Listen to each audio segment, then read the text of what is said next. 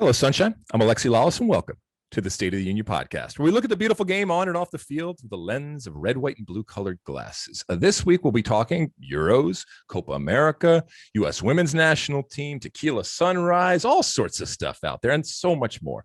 But first, joining me, as always, my friend, my colleague, my guiding light, David Mosse, a soccer savant and a Fox Soccer researcher and writer extraordinaire. Mosse, how are you on this Tuesday, June 15th? Please forgive us. We have delayed the podcast for a day. I think we can be forgiven given all of the soccer, and we are already knee deep into Copa America coverage over at Fox. How you doing, Mosse? I am doing well. First off, a facial hair update because Jeff Hernandez has told me a couple of YouTube commenters are actually interested in this. I was not going to shave this morning. I decided at the last minute to shave, and I did so quickly that I cut myself. So I'm actually in quite a bit of pain right now as we tape this pod. What kind of razor do you use? I know inquiring minds want to know. Oh, just your normal Gillette. Okay, it's nothing fancy or anything, No. or single blade or triple blade. I don't know what we have all that. I mean, a long time ago, well, my shaving history is obvious from a aesthetic perspective, or lack of history, shall we say. But when I do shave, I don't always shave right down to the skin. I just leave a little bit of stubble to avoid, the ingrown hairs and that kind of stuff. And I've done that for years. Second note, I spoke to my father, who really chastised me. He said that I have not been holding up my end of the bargain in these opening TV segments on the pod, that you come every week with 3 or 4 different things, and I very often tell you I have nothing new to talk about. So he thinks I need to step up my TV game. Well, are you going to listen to him this week? Because we might as well just dive right into it. Have you watched anything? Like I said, I know we've been knee deep, and especially you, Mosse, and a big thank you already. And we're only a couple days into Copa America, but you are so important for everything that we do in making us look just halfway intelligent in terms of all of your information. And I know that you have been running around, and it's not always easy for some of these tournaments, and there's different levels, and different teams have different access and information when it comes to it. How are you able to watch anything? Are you able to take your mind off of the Copa in this instance? Nothing new this past week, but I have decided what my next binge is going to be. It's going to be Downton Abbey, which is a show I've never seen, and I've always been told that I would love it. And so as soon as I get some breathing room here this summer, that's definitely going to be the next binge. Well, I am sure that, given the popularity of that show and the way that it inhabited our culture, I'm sure that there are gasps at the fact that you are doing this, that you haven't done it before, and or what you're going to take out of it. Should I do it with you? Maybe I'll do it with you. Do we know how long it is? I mean, is it epically long, like a Game of Thrones type of thing? Yeah, I think it's 5 or 6 seasons and 10 episodes. That's bingeable, though. I can do that. I mean, I did. What's the one about the meth guy? Breaking Bad. I mean, I did that. Where I wasn't even sleeping. It was basically just binging that. I stayed up, didn't sleep, and binged watching a show about a lot of people staying up and not sleeping and doing bad things. And you loved it, right? I loved it. Yeah, I did. I really liked it. But I know you like Better Call Sal or Better Ask Sal or whatever the other one is. Yeah, I mean, I'm not sure which one I like best, but the mere fact that it's even a debate is really a testament to Better Call Saul, because Breaking Bad is up there, top 3 or 4 shows of all time for me. And I never thought a prequel to it could be as good, but they've somehow managed to pull that off. All right. I am going to join you then. And we have not planned this, but I am going to join you in the Downton Abbey quest to binge and finish that. My wife is going to be so excited and happy. Or not, who knows? A couple of things that I watched this past week, a couple of older movies, actually. Tequila Sunrise, which came out in the 80s, starring Mel Gibson and Kurt Russell and Michelle Pfeiffer, was actually filmed around the areas here in Los Angeles where I happen to live. And so it was really fun to see some of that. It holds up to a certain extent. It's not going to win any awards, but it was fun. And then a movie that I had never seen. It was one of those that just kind of flicked through. It came out in 1998, starred Clive Owen, called Croupier. And it is really, really good, Mosse. I definitely recommend it. If you've seen it, then you are nodding your head right now because you know how good it was, and interesting and really quirky and different. And if you haven't seen it, definitely 2 thumbs up recommendation. Croupier, starring Clive Owen from 1998. All right, listen. Should we get into it? Should we bring in Luis? Because we had a hell of a weekend, but he had a hell of a weekend.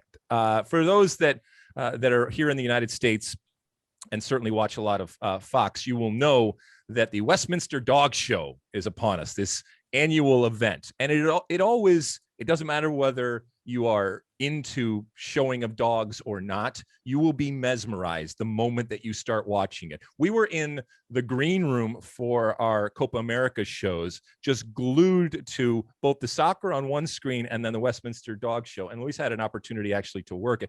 How was it, my friend? It was the most incredible experience I think I've had here at Fox. I got to make a whole bunch of edits for TV, and all it was just a bunch of cute dogs on screen. It was incredible, especially with the agility challenge. Absolutely insane what I got to see. And also, I saw a familiar face there, John Strong, and I was very surprised to see him there.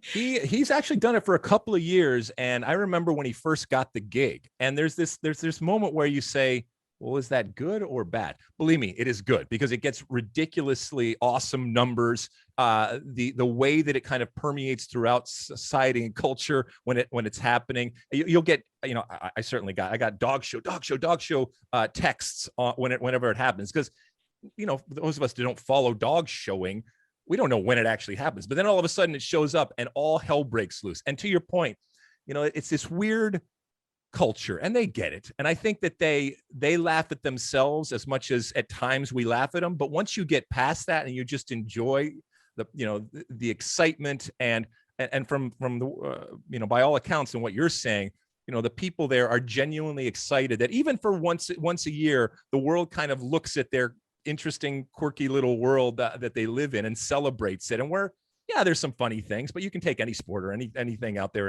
and laugh at it. But we are laughing with them when we are laughing, and we're also crying and screaming and yelling, and it's just an amazing thing. From the outside, I can't even imagine what it was on the inside. Did you have a favorite? I love Plop. Oh my God, Plop was amazing to see him do the agility run for the mixed breeds. He was just like incredibly fast. That was definitely my favorite. And like you're saying, everyone there was incredibly nice to us. Everybody wanted to talk to us, and like they were open to interviews, and they knew how to have a laugh and like enjoy the event. No one took it too seriously, and everyone was there to have fun. And then going back to John Strong, it was incredible to see him. Actually, I was doing a video for social where he like walked from the WKC set all the way back into the green room to call a game for Copa America. And I think John Strong is maybe the fastest walker on the planet. I was sprinting backward to get that video, and I could not keep up. I was literally out of breath by the time he got into the booth. He usually on the other end of that walk is either an airplane and or food. Okay. And I've been there. I believe me, I know it. And he is a machine, and he's wonderful. And it's so much fun to hear him calling anything, to be quite honest. So congratulations. Mossy, you got something? Yeah, a couple of notes for me. A couple of years ago, I had to script something for the dog show, and it was conveyed to me that you better get the verbiage right. And what they said to me was, "Have you seen the movie The Best in Show? They're much crazier than that." And the other thing I do want to mention is some of our download numbers for this podcast have been very good lately. And I know Kristen Scott, our boss, thinks that it has to do with the U.S. national team, but we've been having Luis Aguilar on the air a lot lately. And I think this might be the Luis bump. Coincidence? I think not. Well, welcome back. And thank you for, letting us know how it went out there. It was fun to watch. I'm glad that you are back safe and sound, and we'll do it all again next week. And maybe just a little bit of a lesson in terms of the soccer culture that we inhabit. I talk so much about making sure that you're not doing anything to be snobby and elitist and exclusive. Doesn't mean you have to dumb it down, but just being as inviting as possible. And literally, when it comes to the Westminster Dog Show, they are inviting you into the tent. And it should be noted that this year's was not in New York City; it was outside, and it looked great. They did a wonderful job. So I look forward to that. Even my dog Bob, 17-year-old Yorkshire Terrier, 5 pounds of fury, even he was mesmerized by what was going on the screen. Anything else, Luis? I just want to say that when I was right before I went on the road, I had a lot of editors from our team tell me how much they love the movie segment and how much Mossy never misses. So I think Mossy, if your dad's giving you trouble about like what your recommendations are, you're not giving enough. It's a quality versus quantity issue. So you never miss, according to a lot of people I've talked to. And so now he's come with Downton Abbey. I mean, Take that, Jesus. Dad. All right. Well, right, it sounds thanks, like guys. Mossy has some work to do. All right. Thank you, Luis. All right. Listen, we got plenty of soccer to talk about here. Ready to light this candle, Mossy? Yep. All right. We're going to jump right in, and we're going to start actually with the Euros because not because it's better or worse than anything else that's going on out there, but obviously it was a huge news story with Christian Eriksen that were so tragic, certainly in the time.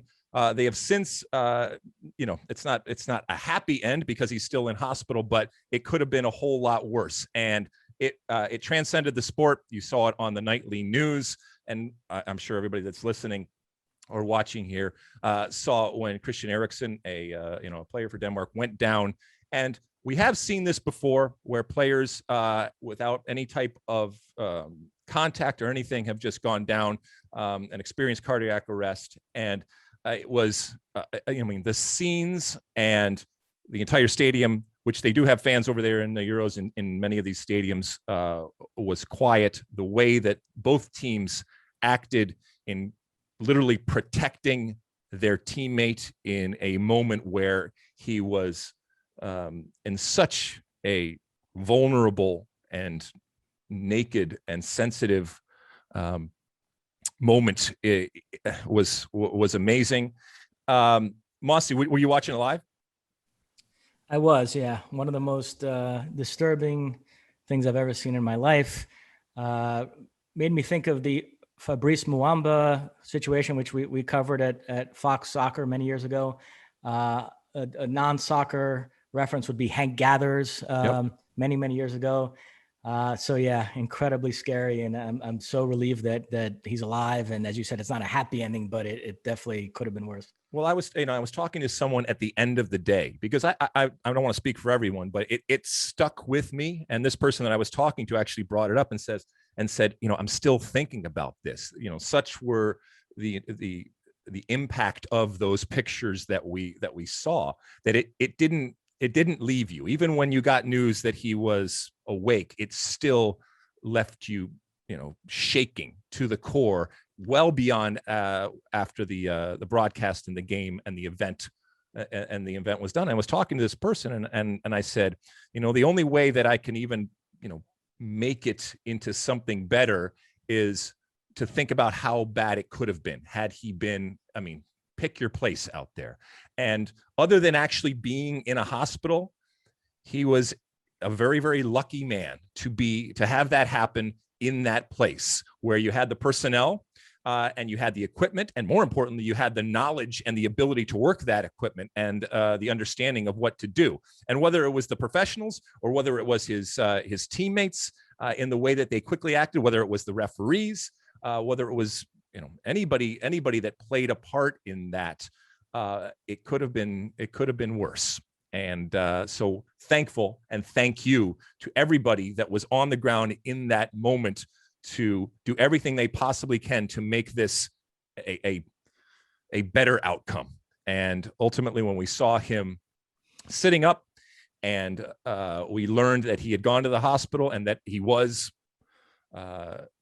awake, and now they're going to figure out what's going on. And I had a lot of people ask me about all the tests and all of the medical know-how that athletes are involved with in nowadays. Why does this happen? Look, the human body, as we all know, and I'm not a doctor, but we all know, is we are still learning things about it, and there's only so much that you can possibly do. I hope that they're going to get to the bottom of this. Who knows if he ever steps on a soccer field again, if he feels comfortable or if he is given the clearance to do something like that. But just because you have a medical, a physical, or something like that, doesn't necessarily mean that everything's going to be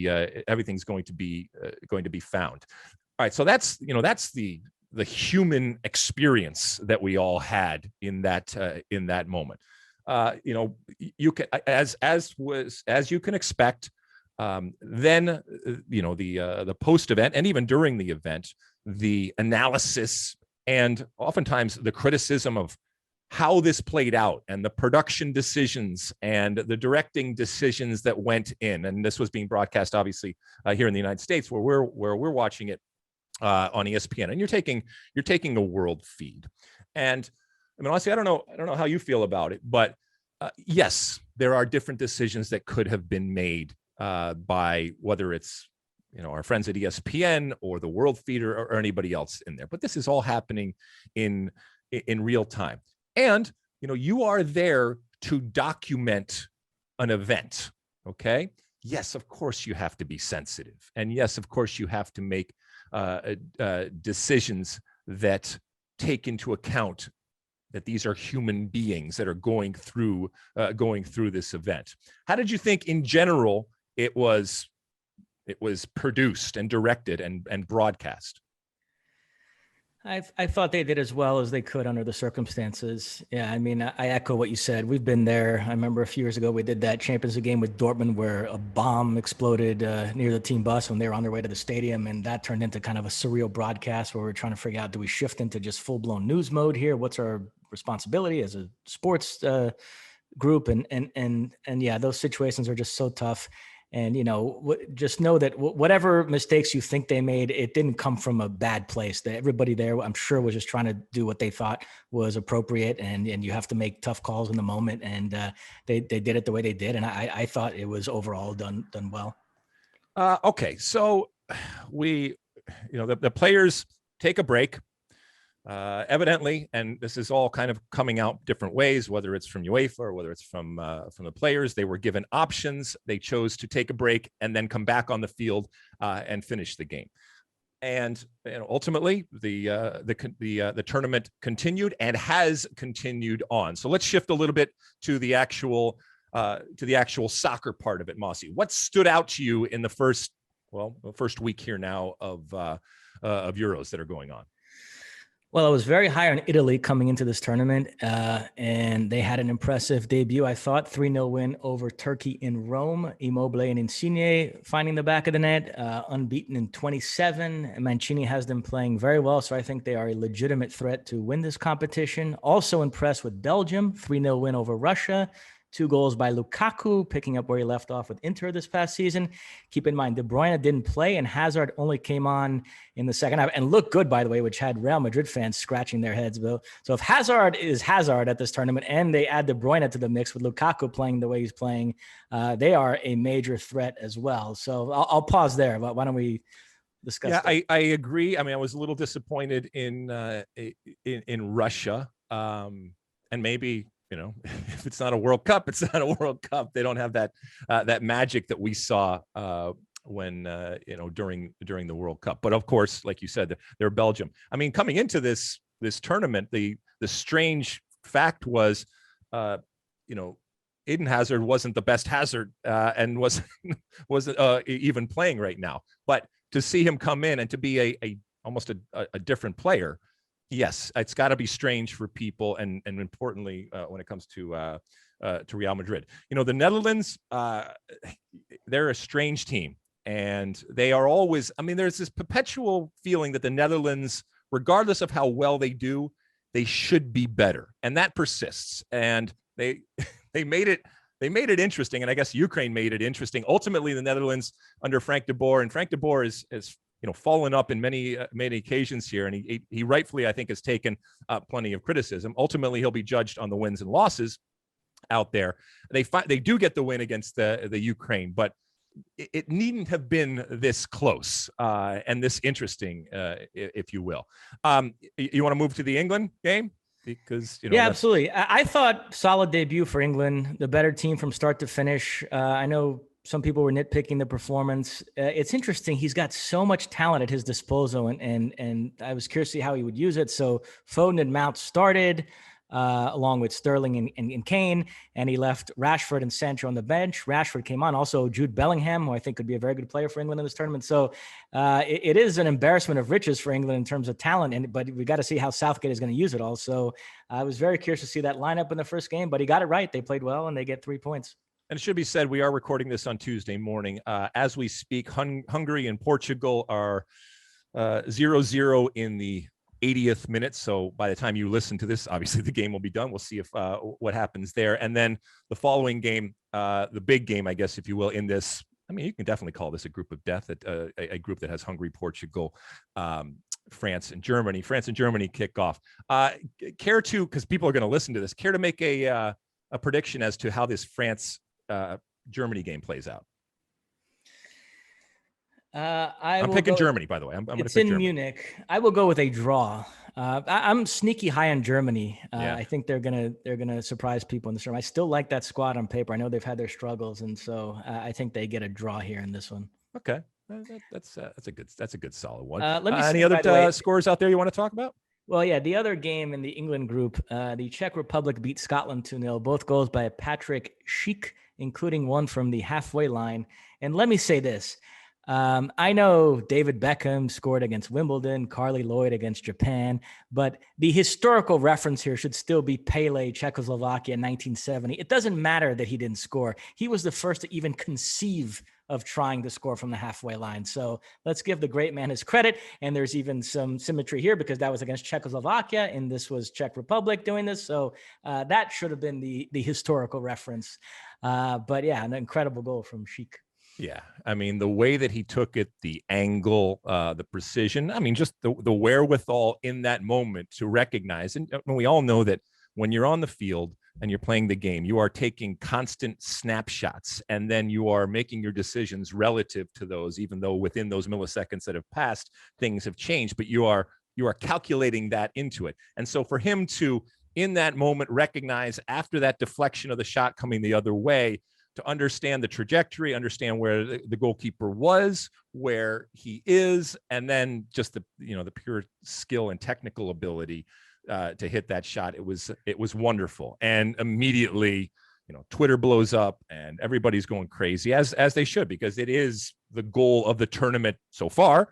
And it's rightfully one of those moments, in the same way that, when we're working a tournament at Fox and somebody does something big, that it's going to be, especially in this day and age, viral. It's going to go around the world as that was. And we all want those. We all want those moments because they are great advertisements, not just for the game or the player that's involved, but for the tournament that's going on. And it's worth it. And if you haven't seen it, where you been? Last game I do want to mention is Spain-Sweden, which was remarkable. From a Spain perspective, I guess the positive would be you talk about a country that's really established an identity of how they play. The cast of characters might change, but they still play the same way. And for them to rack up 86% possession, and at one point in the middle of the first half, they put the graphic up, it was 91% to 9. And, they're facing Sweden, who are not like the Faroe Islands. And for them to dominate that game to that degree was impressive, especially considering the buildup to this tournament, all the issues they had with COVID. So in that respect, give Spain credit, but they were not able to find the back of the net. It ended 0-0. And you think to yourself, man, back in the glory days, they had all that tiki-taka stuff, but they also had David Villa, Fernando Torres to put it away. Now it's Alvaro Morata up there, not quite the same. And so you do wonder if they lack that, final touch. And that game against Sweden was reminiscent of the 2018 World Cup round of 16 against Russia. They went out on penalties, and that was a game where they set a World Cup record. It was in 120 minutes, but it was over 1,000 passes that game, and yet they ended up getting eliminated. So Spain have become that sort of classic tiki-taka team with no end product, that people talk about. So yeah, I mean, they have to find. Yeah, I mean, look, Spain has always been, death by 1,000 cuts, right? 1,000 paper cuts or whatever. But ultimately, the death was always there. And to your point, that possession with purpose, and the purpose ultimately doesn't matter who you are. And you can ask anybody who is enamored with tiki-taka or possession from Pep to Iniesta or whoever, they all recognize that the purpose of having this possession is ultimately to create the opportunities to put the ball in the back of the net. And if they're not doing it, like you said, against a team like Sweden, I'm not as concerned or worried about them. But yeah, I mean, I don't think anybody's going out on a limb saying that this is not the finished product, literally the finished product of putting the ball in the back of net, or the finished product of a Spain team relative to the great ones that we've seen. Yeah, when we did our little predictions last week, I didn't have Spain in my top 2 in that group, and I've already think that's ridiculous on my part. I do think they'll finish in the top 2 in this group after watching that game. They're clearly the best team in that group. So, okay. Anything else Euro wise? And look, I want to reiterate, just before we finish this, we are in a very competitive business, and we as human beings are competitive. And so, yes, we work for Fox, and I've worked for ESPN in the past, and everybody at some point works for different people out there. And, we are soccer fans. And so I'm getting up in the morning like you are, Mossy, and we're watching soccer, and we're watching the Euros, and I have it on here. We are enjoying that. And yes, we continue on, and we have the Copa America and Gold Cup and different stuff that goes on. And it's real easy, and it's part of the gig. You understand that people are going to criticize you, and why did you use that shot, and why didn't you cut here, and why are you using this talent, and why is this studio look like this, or all that kind of stuff. Ultimately, a tournament situation, we have a wonderful boss at Fox that talks about how it's a marathon, not a sprint. And it is. And it's in totality, ultimately. And when you are digesting this on a day-to-day basis, it's then at the end of all that, how you feel, how the presentation was. And it's subjective. There's some people are like it for this reason or that reason. Some people don't like it for this reason or that reason. But the fact is that we live in a time in 2021, June 15, 2021 in the United States, where the abundance of soccer and the ease in which we are able to watch it is unprecedented. And it's awesome, especially for, someone who's been around for a while and can compare and contrast and tell you that it wasn't always like this. And it's a wonderful thing, even with the moving to streaming and all that kind of stuff, still the accessibility that we have and the money that's being thrown into it, and the serious way in which people look at soccer as broadcasting as a business and as a viable business and something that they want to be in. And you're seeing it in all the different people that are getting involved.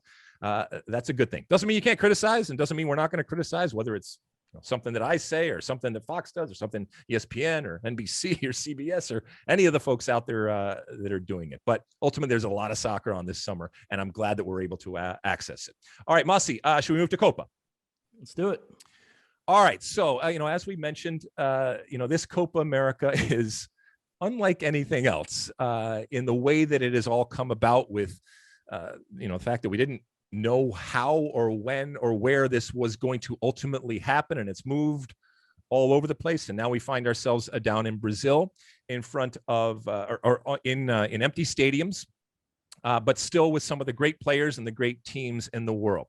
Now, Copa America, oftentimes we'll talk here in the United States about CONCACAF and what CONCACAF is, and CONCACAF After Dark. Copa America, has a lot of its really unique type of traits, and it's not quite as polished as other tournaments out there, but that doesn't make it any less interesting. And actually, it makes it, there's a raw, gritty, dirty type of feel to the presentation and the actual play on the field. And I think that's relative to especially the South American style of play. And familiarity breeds contempt, right? All of these players and teams, they know each other. And you may have gone on and starred different places, but when you come back and it's happening with just the CONMEBOL teams, the 10 teams on the field, there is a level of respect, but it's not reverence. And whether it's the way they treat Neymar or the way they treat Messi or anybody else out there. And it's fun to see it play out. And we're already off to the races when it comes to this tournament, where Neymar has scored and Messi has scored. And right now, I think, as we said last week, it is Brazil's to lose. They came out and without a problem against, it has to be said, a completely undermanned and vulnerable Vinotinto in Venezuela. Got the 3-0 win, and are well on their way right now. Initial impressions so far on the tournament, Mossy? Well, the VAR reviews certainly take longer than they do at the Euros. I think the voice you might hear the most often this summer is Dr. Joe Machnik. He's getting quite the workout. Why do you think that is? Why do you think that that it takes so long? Is it a cultural thing? Is it a technology thing? Is it just a lack of experience with it? how long it takes before the referee decides to run over and look at the play in the monitor. That should be an immediate decision of it. Is this a play that warrants that or not? And then if it does, okay, go over there and then take as much time as you need to decide what the right call is. But it takes that initial step of just determining whether it's a call that can be made upstairs or whether the referee needs to look at it. That takes forever. And I don't understand that. So that does bug me a little bit. But like I said, it does give Dr. Joe a lot of airtime. So that is the one silver lining. All right. So what has stood out to you on the field so far? Considering the circumstances, it's been a pretty good start to the tournament. 10 goals in the first 4 games. And yeah, the Argentina-Chile game was fascinating, especially on the heels of watching Brazil the day before. I'm somebody who thinks the gap between Brazil and Argentina is a bit exaggerated. I don't think Brazil is quite as good as the numbers indicate. But I will say, to the extent that there is a gap, the difference is at the back. When we talk about Neymar and Messi supporting cast, we tend to think of other attacking players that can help them create and score goals. But in that conversation about supporting cast, we should include the defending and the ability to protect leads that Neymar and Messi give them. And that's where Brazil has a real edge. Brazil is rock solid back there. You have terrific goalkeeping play with Alisson or Ederson. Very strong center backs, Thiago Silva when he's fit, Marquinhos, Eder Militão. The 4th center back, Felipe, is a starter for Atletico Madrid. You've got Casemiro protecting that back line, or sometimes it'll be Fabinho. Even the fullbacks, they're not as good going forward as Brazilian fullbacks of the past, but the silver lining of that is they don't go up as much, so they're not defensive liabilities. Danilo is a completely different player than somebody like Dani Alves would be. He's almost like an extra center back on the field. And so it does mean that Brazil, it's almost like a baseball team with this great bullpen where if they have a lead in the 6th or 7th inning, you know the game's over. And so Neymar really only has to have that one moment. There was a qualifier recently against Paraguay in which he scored in the 3rd minute. And then Brazil did tack on a goal very late in stoppage time to make it 2-0, but they didn't have to. It was one of those games where watching it, you felt like if these two teams were out there for 4 hours, Paraguay was never going to score. So Neymar's job was essentially done in the first 3 minutes of the game, while Messi, you feel like, has to come up with 2 or 3 moments because after the first one, the defense gives it up again. And so that's where, if that was Brazil yesterday, and Neymar scores that free kick that Messi did, they'd probably go on to win the game 1-0. And we're talking about how great Messi was. Instead, the discussion afterwards was, could he have done more and should he have found a way in the second half to get his team over? So it is a little hard on Messi in that respect. It is. And, when you watch this team, that sinking feeling that Argentina seems to get, and that's 3 games now in a row where they've had the lead and they've blown it. And, this is a team that's subbing in Di Maria and Aguero. So to your point, there's plenty of firepower, but if they're just going to run and gun and try to outscore people, that's all fine and well until you go to that well and it's dried. And, Chichi will be the first person to tell you that his first priority for one of the great attacking teams in the world was, I got to shore this defense up. And it has made a world of difference. And absolutely, I agree with you that is the major difference. I don't know what that gap is right now between Brazil and Argentina. I do think that there is one. And if they were playing right now, your safe money is still on Brazil for a number of different things. But even if it was a whole lot closer than people believe it is, I would still come out on the side of defense. Look, Messi scored a set piece, a wonderful free kick goal. People saw it around the world, as they should. I was on air and I was talking about how the fact that, his greatest feat, Messi's greatest feat, may be in that he has made us take what he does for granted.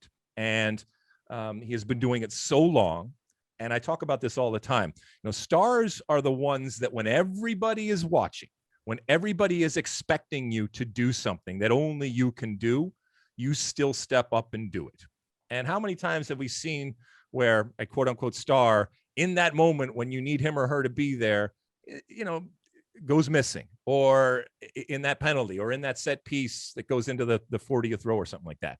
And yet in that moment, time stood still. We all watched it. There was that wonderful camera shot from behind as Messi hit it. Was it his best free kick that he's ever hit? No, but up and down and beautiful. And the comparisons that I know we showed on air and are on social media between that goal and back in what was it, 87, 1987 against Ecuador. 1987, Diego Maradona scoring a goal very, very similar in Copa America. So much so that even the celebration, it was eerie and uncanny in terms of how much it mirrored. And if you haven't seen it, I tweeted it out. Go back and check it out. And I should say that, in this inevitable narrative of Messi trying to win his first major championship, he's 0-9, and the inevitable compare and contrast with, with Diego Maradona, the virtual hologram Diego Maradona tribute before the game, which was actually very, very moving, but it just served to very, very, blatantly show how much he is still there and how much Messi, whether he cares or not, who knows, but he is still, to a certain extent, chasing this legend and this ghost, and he is never far from anybody's mind. What'd you think of the presentation and the tribute beforehand?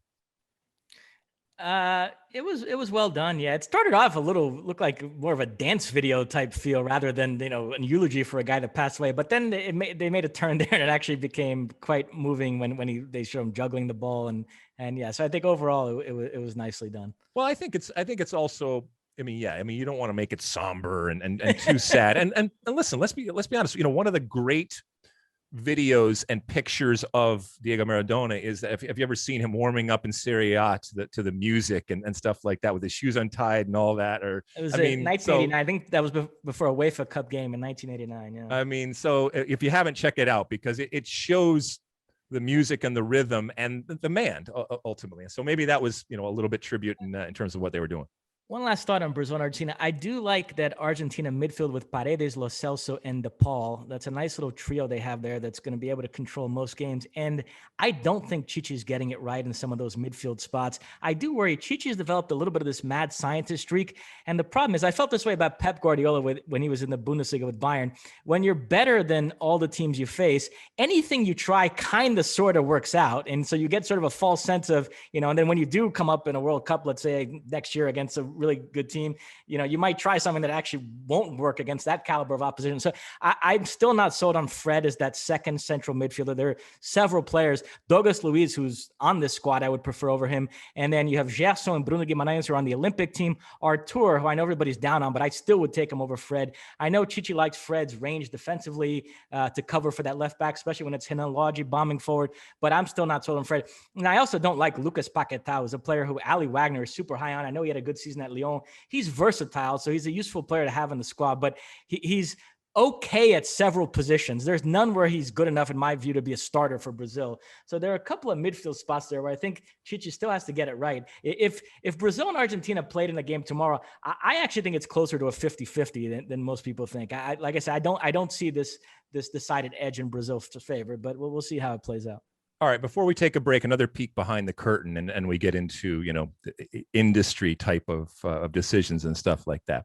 And this is nothing new. And so this might be kind of a refresher and a reminder for folks out there. We are the English language broadcaster for the United States. Obviously, in the United States here, we have Major League Soccer, and we have lots of players that are involved in Copa America.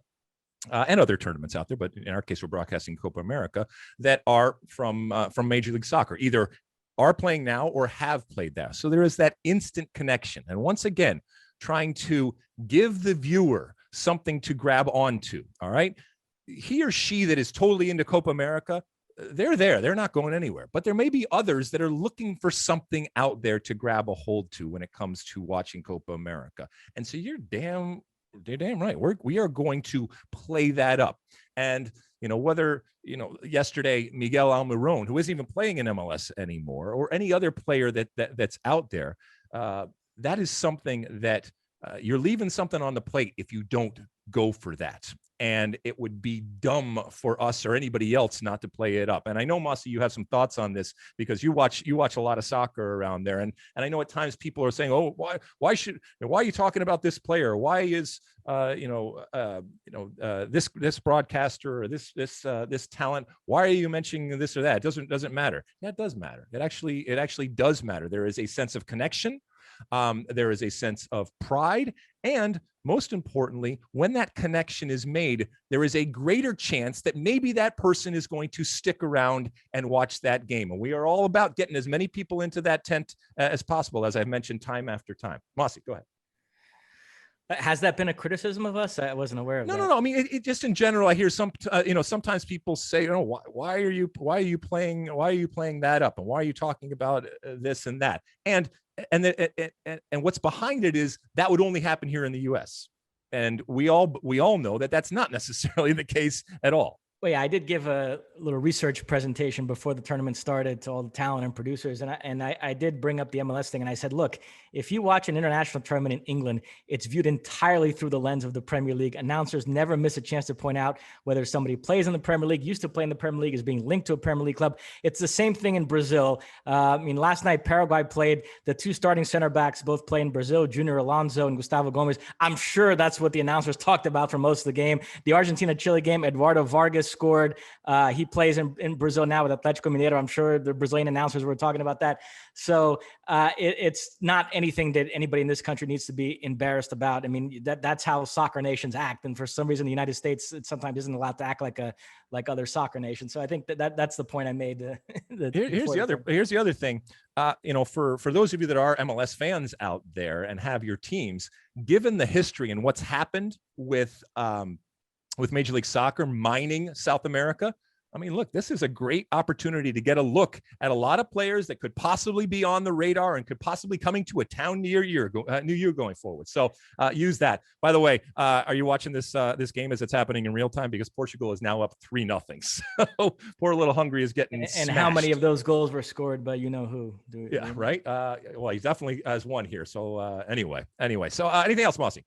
A few other miscellaneous things. Okay, go. I just mentioned Eduardo Vargas, who scored the equalizer for Chile. That was his 13th career Copa America goal, 39th overall for Chile. He is a fascinating player to me because his international pedigree is so much more impressive than his club pedigree. He's frankly been something of a journeyman at club level, and yet somehow always turns it on for these major international tournaments. The guy he reminds me of is Lucas Podolski, who was the same way. Podolski is up there, all-time caps and goal-scoring leaders for Germany, alongside guys that are much greater legends than him. And I don't think Lucas Podolski had that great a club career, but you look at the Germany stats and they really jump out. So it's funny how there are certain players like that. And then a couple of things. Very proud of an element we ran yesterday. We did the Paraguay game. They're coached by Eduardo Berizzo, who's a Marcelo Bielsa disciple. So we did a little thing on the Bielsa coaching tree and pointed out the fact that when Bielsa was the head coach of Newell's Old Boys in the early 90s, he coached a team that had as players Eduardo Berizzo, Tata Martino, and Mauricio Pochettino. And we found like a neat team picture with all those guys and highlighted them. So very happy we did that. And then this morning I was working on a little piece for Colombia. We have their game coming up against Venezuela. No James at this tournament. We wanted to address that whole controversy, but also spin it to, so who should you be watching for in this Colombia team? Because still a lot of good players. That Atalanta pair up top of Zapata and Muriel, and obviously Juan Cuadrado, Edwin Cardona, who got the goal against Ecuador, Yerry Mina at the back, Miguel Borja, who's doing well in the Libertadores, Rafael Santos Borré, River Plate striker. So a lot of guys on this team. So Colombia is a team I'm actually increasingly high on in this competition. So I'm looking forward to watching them again coming up. All right. So we're back at it on Thursday with Copa America. We got a couple of days off here, and then we resume our coverage over there here in the United States on Fox. So check that out. All right. We're going to take a real quick break. When we come back, we're going to discuss the U.S. women's national team, which continues its drive to their Olympic appearance this summer. Don't go away. All right, we're back.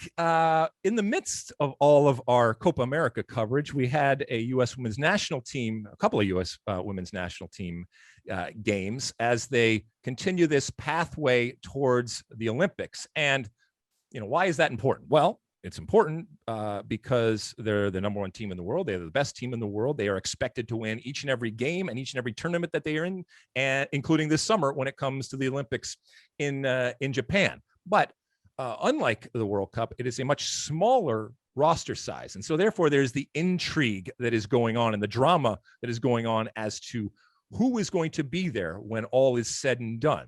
And given the amount of talent, the depth of talent that the U.S. women's national team has, and the way that they are able to year after year add new players, there is always going to be some question. And inevitably, when that music stops, there are going to be some very, very good and talented players that don't have a chair. And so each game that we see is kind of this, continued referendum on what this player is or isn't, and whether this player has helped their cause or hurt their cause going forward. Look, there's going to be a lot of the usual suspects, without a doubt, as you can imagine, and a lot of stuff is written in pen. But even when it comes to someone like Carly Lloyd, there is still questions as to not whether she's good or not. She's still good and arguably even a great player, but is she appropriate for this team? And once again, it's not necessarily the best players, it's the best collection of players going forward. And one thing I asked during one of our broadcasts was Vlatko Andonovski, the head coach of the U.S. women's national team, is he doing anything now that is going to hurt the chances of this team winning the next World Cup? And look, Olympics are important. I get all that, but that is a shared stage. This women's national team really gets their attention, gets the media when they own that stage. And that's in the form of the Women's World Cup. And so while they never say it, if I asked them, which would you rather win, a gold medal in Olympics or a World Cup? At this point, I would venture to say that almost all of them would say a World Cup. It doesn't mean they don't want to win a gold medal, but once again, we're a year closer to the next World Cup because of the fact that this Olympics was delayed. And so my question was, and continues to be, what are those decisions that are going to be made regarding personnel, and how many of them are with an eye to the next World Cup? Or you just say, it doesn't really matter at this point. We're so good, we're going to win everything anyway, and we'll figure it out in the next couple of years. They don't miss a beat. Especially when they're playing against the likes of Nigeria, when they're playing the likes of Jamaica, when they're playing the likes of Portugal. They have one more game against Nigeria, then they play Mexico twice in this kickoff series before they head over to the Olympics. Let's be honest, all right? For the most part, 90%, 95% of the time when the U.S. women's national team are playing, they are going to beat their opponent and easily beat their opponent. Maybe the best way of judging these players is actually behind closed doors. We are only privy to the games that we see on television. But for Vlatko Andonovski and his staff, the real judgment and the most competition that many of these women will face is behind closed doors when they're playing inter-squad scrimmages against the best players in the world. So I don't know how much we take out of this, but ultimately this is leading to yet another Olympic campaign. Mossy, you watched the games. Carly Lloyd, does she go? She does go. By the way, that goal the other night, 2 milestones there. Was after 23 seconds. It was the second fastest goal in U.S. history, and it made her the oldest goal scorer in U.S. history, 38 years, 332 days, surpassing Christine Lilly. But I do think an example of what you're talking about as far as balancing the Olympics and World Cup would be Katerina Macario, because she's not a great player now, and somebody like a Christy Mewis might be a more useful player at this Olympics. But I think Vlatko feels like Macario has a higher ceiling. So if groomed for the next year and change or a couple of years, she could potentially be like a real difference maker in the summer of 2023. So that's an interesting balance. Do you take somebody like Macario to the Olympics? So how do you see that one playing out? Yeah, I mean, that's exactly who, the types of players that I'm talking about. I have no doubt that this team could go and win a gold medal without Carly Lloyd. I do think that she makes it. She came on, and look, Carly Lloyd is fueled by people who doubt her. Okay. And at times throughout her career, there have been people who doubt her. All right. And how do we know this? Well, she tells us that she sees everything. I know she sees everything and reads everything. And more importantly, she cares, and she uses it as fuel. She knows what makes her tick. And if you want Carly Lloyd to do something, the quickest way and the easiest way of making that happen is to tell her you don't believe that she can. And that's what makes her one of the all-time great soccer players in world history. Let's be honest, going forward. But We talked of Latko Andonovski. He has kept his cards very, very close to his chest, as you would expect when it comes to who ultimately is on this roster. I do think that Carly Lloyd is going to be there, and this team is going to go over as the favorites. Once again. But once again, what are you doing now that is also going to help you win a couple years from now? And maybe it's a Macario or somebody else saying, yeah, you're not necessarily ready for it now, but that experience, and your Brazil team has done that in the past. Your Brazil men's national team has brought players that have then gone on to star later on, and just get that experience and what it feels like and smells like and all of that. And I'm not sure that Latko is looking at this Olympics like that. But once again, if what I believe is true, that the World Cup is the ultimate goal, where you get the most bang for your buck and you get the most attention, and it is where your brand is made, then you better not be doing anything this summer that is going to be detrimental to you possibly winning that third World Cup in a row, which would be incredible. I believe Heather O'Reilly's response to that was, spoken like a guy that's never won an Olympic gold medal. Yeah, it was good. I appreciated that. I love Heather, and she I set her up and she took it. Absolutely. And like any good broadcaster, you should definitely take it. But we can play that game all day, going on about what you have or haven't do, and whether that gives you the authority or the right to be able to discuss or talk about something. We can go back and forth on that. Last comment, and it just applies to both the men and women with the Olympics. 18 is a rough number, especially when you're used to in almost every other scenario calling, 23, 24, 25. And one of them has to be a backup goalkeeper. So you have your starting 11 and the backup keeper, and then only room for 6 more subs. So you got to be really smart about how you use them, and versatility really goes a long way, and somebody that can fill in multiple positions. So it's tough on these managers. It's going to be some tough cuts, especially with all the talent that the U.S. has. Well, even with all the soccer and the tournaments that we were working, it was fun. And this is the last women's national team game that we as Fox are going to do. And I love covering the women's national team. I love covering women's soccer. It's fun for me. I've gained an incredible respect and appreciation for the culture that exists, the players that exists, and whether it's just a random friendly with the U.S. women's national team that I'm covering, or a World Cup, it's always fun. I know there's people out there that that see me, and it's amazing the reaction sometimes that I get simply because I am a man covering a women's national team or a women's World Cup. The hypocrisy and the sanctimony is amazing, but not necessarily the judgment surprising. and the ridiculousness. And the ridiculousness, of course, exactly, and the judgment and the ridiculousness and the outrage, all of that kind of stuff that so permeates our culture nowadays. Anyway, I digress. Mossy, anything else from a U.S. women's national team perspective? That's it. All right, we bid them farewell from a Fox perspective until after the Olympics, and we wish them all the luck in the world, and we expect and hope that they bring back that goal, yet another gold for the women's national team. All right, we're gonna take another quick break. When we come back, we have Ask Alexi. Don't go anywhere. Okay, we're back, and it's time for Ask Alexi. And this week we have all audio questions. You really lit up the boards, as they say, with our call-in number. And for those that don't know, it's 657-549-2297. That's 657-549-2297. That is the State of the Union hotline. And you call in, you leave a message. Please tell us your name. Please tell us a little bit about who you are, but do make it efficient, make it brief, as these people did. All right, Masu, we have 3 questions. Up first, Eric from New Jersey. And Eric says this. Hi, Alexi and Mossy. My name is Eric, and I'm from Darwin, New Jersey, same town that the great Carly Lloyd and Peter Vermees grew up in. My question is more about a bubble surrounding soccer rather than soccer itself, but I'd like to know how you both got your first opportunities in soccer.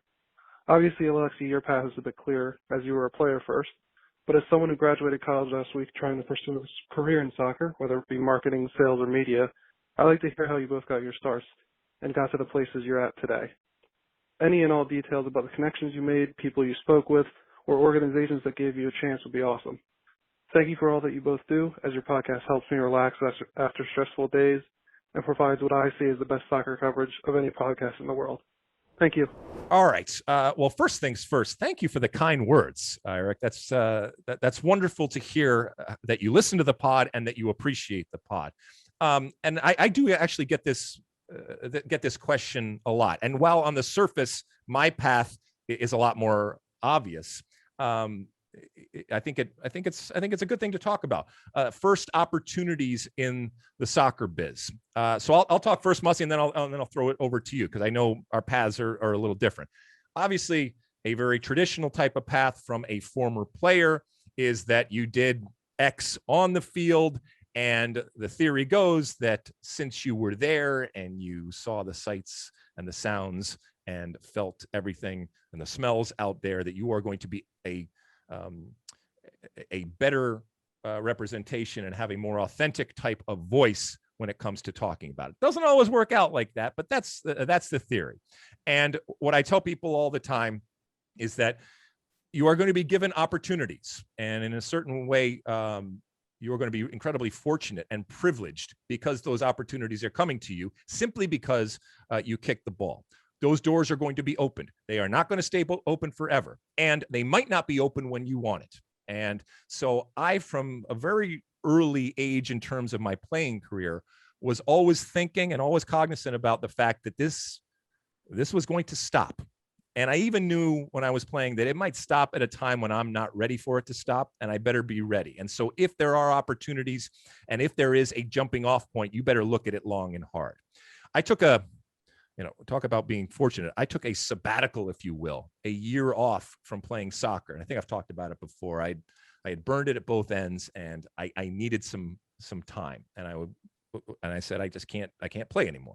And I took a year off, and I ended up doing a lot of television. And I really enjoyed it. And that was by design. It was strategic to get my foot wet and to get in front of a camera and to do some different things. And in doing so, have people that are in the industry see that you can do it. And I went back and played for a little bit, but the seed was planted, if you will.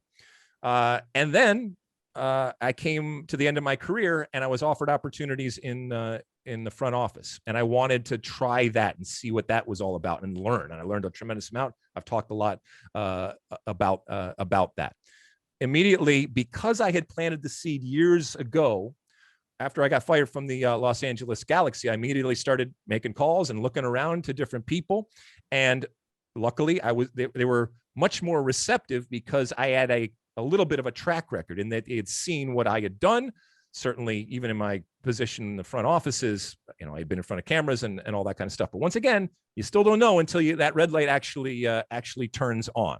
And for a lot of us, you get that opportunity, the red light does turn on, and then people go, wow, that's not so good, or that's not the person that I thought it was, or where is that personality and character that existed when they played?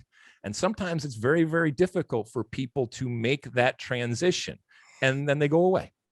I was lucky enough that, like I said, I had a little bit of experience. I knew what I was getting into, and then it's about relationships and recognizing what the viewer and ultimately what your employer wants and how to adjust your performance and to make sure that you are giving your employer what they want in terms of how you are going about broadcasting it, not being an ass, all right, doing your work, all right, not complaining about the best job in the world as far as I'm concerned out there, and a job that anybody and their mother would love to be able to have and come and take it away from you, and recognizing how fortunate you are and being appreciative of not just the people on camera that you're working with, but all of the men and women that are making you look good on a consistent basis. One of them, who I have had the pleasure and the privilege of hanging out with on the State of the Union podcast all these years, someone like David Mossy. So anyway, that was my pathway, and it's a much more traditional pathway.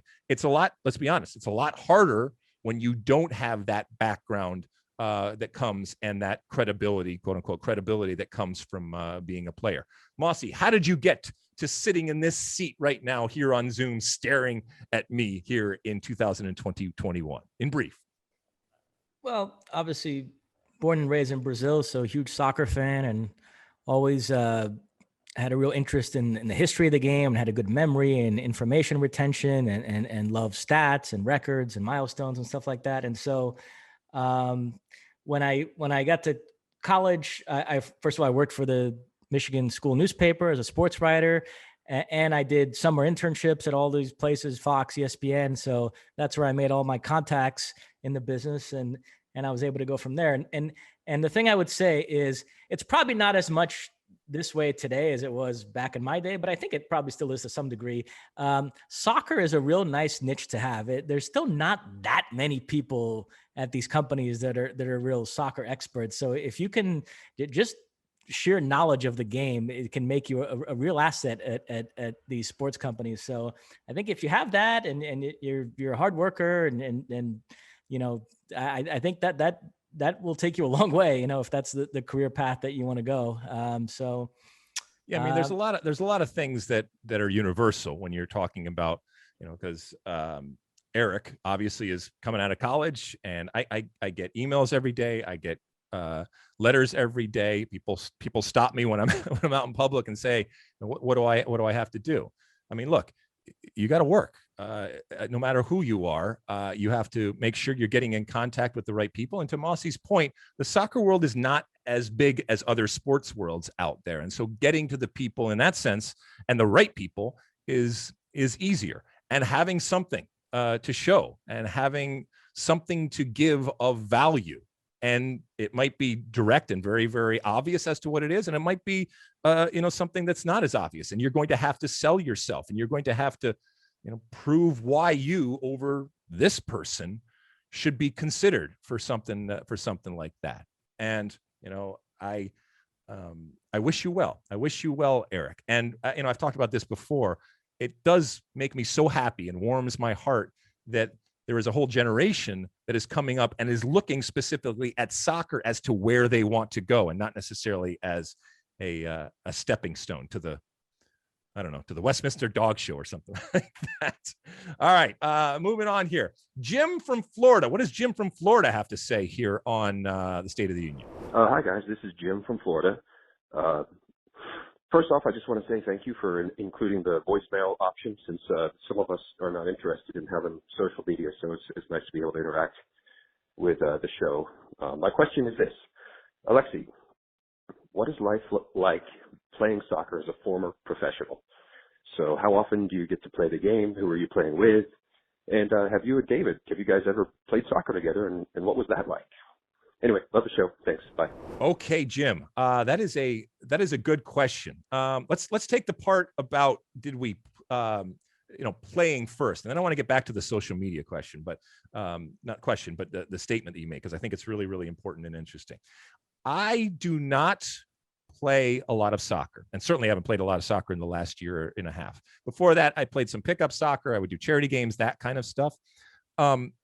Obviously, from a physical perspective, I can't necessarily do what I did before, but that isn't even the thing. I don't enjoy playing soccer as much as you might think, or even I might think I would. And that's for this reason. I have a real difficult time regulating what level I should be at, and dealing with the physical and mental desire to be competitive. And so what ends up happening is, I don't want to be that jerk that's running around aggro all over the place, that's going 100 miles an hour. And I also don't want to be the guy that doesn't care. And so I end up somewhere in that middle thing, which is this purgatory and this horrible position to be in, because you end up pulling punches and doing things that you wouldn't normally do, but you also end up not tapping into that competitive part that you've always kind of tapped into. So it's a really difficult thing to do. I wish I enjoyed it more. Don't get me wrong. It's not that I don't love the game. I love the game, but the actual playing of the game I don't derive the same sense of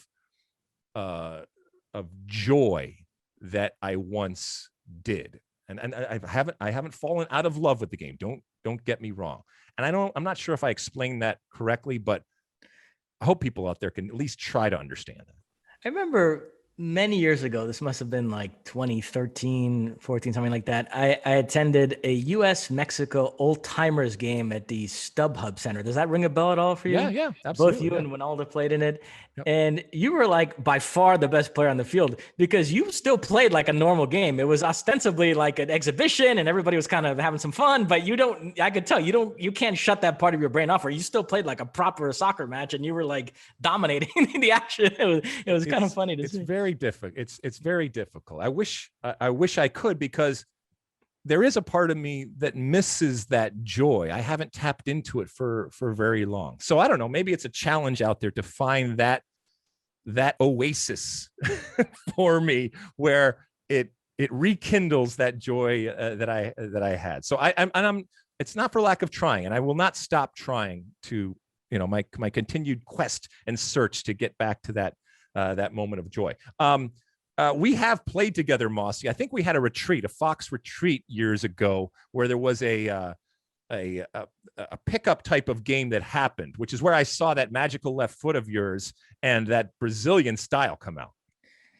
Well, my hero is the Brazilian Ronaldo, but unfortunately I've emulated also his eating habits. So I used to be pretty good back in the day when I could combine my skills with fitness, but that is no longer the case. So yeah, in that retreat you mentioned, I think I was very good for the first 5 minutes of the game, and then I ran out of gas and was just like huffing and puffing. No, you were very good. I mean, look, it doesn't take anybody at any level to recognize when they see somebody that knows what they're doing. And there is this phenomenon when you work in soccer where you work in soccer, but you're not playing soccer with people. And then inevitably the ball will come out. And it's a really fun and interesting thing to see the people that you have seen in a different context, either in a cubicle or behind at a desk or in a studio or something like that. And to actually see them playing the game that is such a huge part of our life going forward. Okay. The other part of this, though, from Jim, the fact that you don't have social media. Look, I know that our podcast and much of what we do derives from a lot of this stuff that comes out on social media. But as I've said before, Twitter or any type of social media out there, while at times we use it as a focus group, it is not a focus group. It is oftentimes an echo chamber. And I'm so glad that you are able to participate in this, because once again, I talked earlier about not being exclusionary in the way that we go about doing this.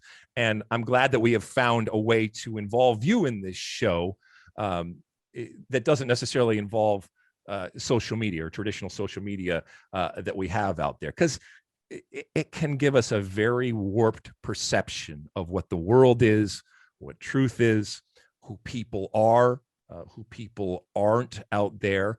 But I do think that it has its uses, and we are trying to use it in the best way that we possibly can. But in no way do I want to exclude anybody out there that either doesn't have social media or just doesn't want to get involved. And I completely understand. You have to wade through an incredible deluge of excrement in order to get to the good stuff. There is good stuff there, but there's a lot of crap along the way. And so I completely understand. And I'm glad that we were able to get you and maybe others out there that want to use this as a way to communicate and make their voice heard that, once again, just aren't involved in social media. All right, one last Ask Alexi here, and it comes from John in Atlanta.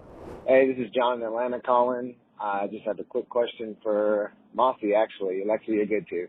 But I just wanted to ask, seeing that penalty that Pulisic converted the other day, I just wanted to know, on all your stats, who was the best penalty kicker ever? Who had the best goal scoring rate? And on the other hand, too, who was the best goalkeeper at keeping those penalties from coming in? Appreciate it. Love the pod. Thanks, guys.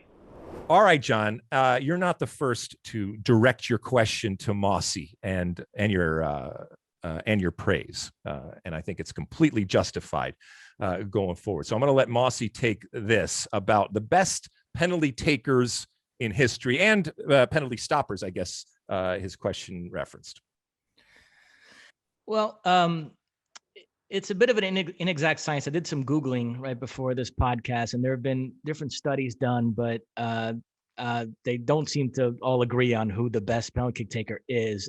Letitia had a fantastic record. I believe it was 47 out of 48. So he's up there, but there's a Croatian player who Kristanovic, who evidently has never missed in 30 something attempts. So maybe it's him. So I don't have a great answer there. I will say a guy who was terrific on penalties was Mario Balotelli. He went years without missing. And so I expect that in any study you do, he'd be up there as well. In terms of stopping penalties, that just eye test the last few years, the two that jump out for me are Samir Handanovic and Diego Alves. Diego Alves, who played many years in Spain, and he's now back with Flamengo. Handanovic, Inter Milan. And those two guys are absolutely amazing at it. And again, I'll get back to you on exact numbers, but I'm sure any study that's done, those two guys are going to be right up there because they were lights out for many, many years. Yeah, I mean, speaking of studies, there's all sorts of studies out there about the percent. I mean, it's like 80% of the penalties go in. I don't know. Don't quote me on that. But and then, I think I remember a study where they looked at those that reacted to the referee's whistle when the whistle blew, and then they acted, as opposed to those who heard the whistle, took a beat and a moment, and then reacted to themselves deciding to take the penalty, as opposed to letting the referee's whistle dictate them that you should take the penalty. Now, they are more successful when it comes from the initiative of the player as opposed to off of the initiative of the whistle. I can't remember where I saw that. Maybe I didn't see that. Who knows? But there's all sorts of different things out there. It is an art. It is a skill. It is obviously changes the course of games and careers, careers for that matter. All right, listen, thank you to Eric, Jim, and John for their audio questions here on Ask Alexi. You too can be like them and have your voice heard here by dialing 657-549-2297. That's 657-549-2297. That is the State of the Union hotline. And that's what they used this week. And we went with all audio questions this week, but don't think that we're stopping the Ask Alexi with the hashtag out there on all the social media platforms out there. You can certainly get to us. Some of it appears on the pod. I'm always screaming and yelling back and forth to people over there, especially on the Twitter machine when it comes to asking me questions. But do use that hashtag. And thank you for everybody for continuing to send in your questions. All right, we're going to take another quick break. And when we come back, oh yeah, it's time. It is time for my one for the road. All right, we're back, and we've come to the end of yet another State of the Union podcast. And at the end of each podcast, I give you my one for the road. News broke this morning when we woke up here on Tuesday that the great Jamie Vardy, English legend at this point, when it comes to his amazing goal-scoring prowess and his amazing story in terms of how he came to be a superstar. He is a new investor, minority investor in the Rochester Rhinos up there in Rochester, New York. Now, why does this matter is important? Because a lot of people were scratching our heads as to why this ultimately has happened. First off, who cares why it ultimately happened? Eventually, we'll get the story on what the connection is out there. But I think it shows a couple things. One, that the Rochester is thinking outside of the box. Two, that Jamie Vardy, along with a lot of other people, continue to look at the United States and North America as untapped in terms of investment possibilities in the professional game at multiple levels, at all levels. And it's not anymore just about kicking the tires out there. They really see that there is a entryway to club ownership that exists over here that is unique and different. And but there's still a lot of people who will say, well, why Rochester? And for those of you that are young out there, and I tweeted this out this morning, believe it or not, there was a time many decades ago when Rochester, New York was looked at as the soccer city in the US, in that the organization up there, the stadium situation, and most importantly, the culture was like the way in which we talk about, let's say, Portland nowadays, in that they were educated, they were passionate, they were numerous. They supported not just their team, but they supported the sport and the culture surrounding the sport in terms of that supporters culture, the singing and the colors and all of that in a authentic and genuine and credible way before it became in vogue to do so in so many different places. And when you thought about playing a game in Rochester, and I played games in Rochester, you knew you were going into an environment that was soccer. And we didn't have a lot of places out there. And unfortunately, it's also a case study in the way that the world and the soccer world moved on and kind of left Rochester behind. And it's a pity, and I don't claim to be on the ground or know why. I'm just talking to you actually from the outside in terms of the way that I perceived Rochester at the time, decades ago, and now the way that Rochester is perceived relative to the soccer city that it once was. Who knows if Jamie Vardy and company return it to its former glory and give it back its credibility in the soccer verse, the American soccer verse out there.